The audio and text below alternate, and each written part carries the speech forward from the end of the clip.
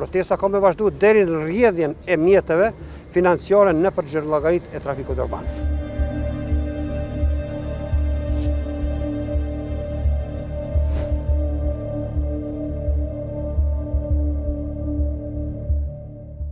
Dita e 4 e protestave të sektorit publik transportit, ku janë pjesë trafiku urban edhe sektori privat që janë pjesëmarrës në kontratën kontraktuale të komunës për trafikun urban, për transportin publik.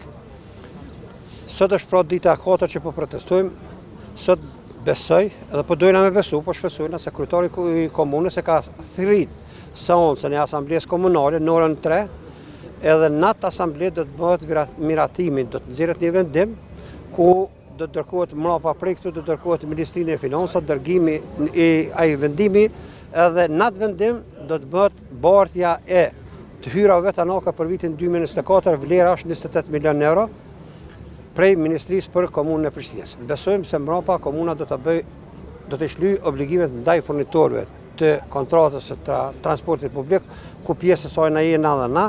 Protesta ka me vazhdu deri në rrjedhjen e mjeteve financiare nëpër xhirllogaritë e trafikut urban. Sot është thirrur një seancë jashtëzakonshme në orën 15. Pritim që kjo të kaloj me sukses. Ne do të jemi edhe pjesëmarrës atë një seancë, marrë parasysh se është jashtëzakonisht e rëndësishme për transportues urban.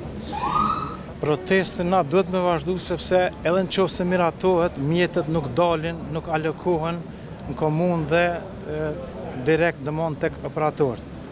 Ne nuk kemi mundësi me vazhdu si për arsye të ndryshme dhe një prej arsye kryesore ka qenë dëmon që nuk kemi mjete më furnizu me karburant. Kjo është arsyeja kyçe. Momentin që alokohen mjetet, ne ndërprejmë dhe vazhdojmë, për ndryshe nuk kemi mundësi.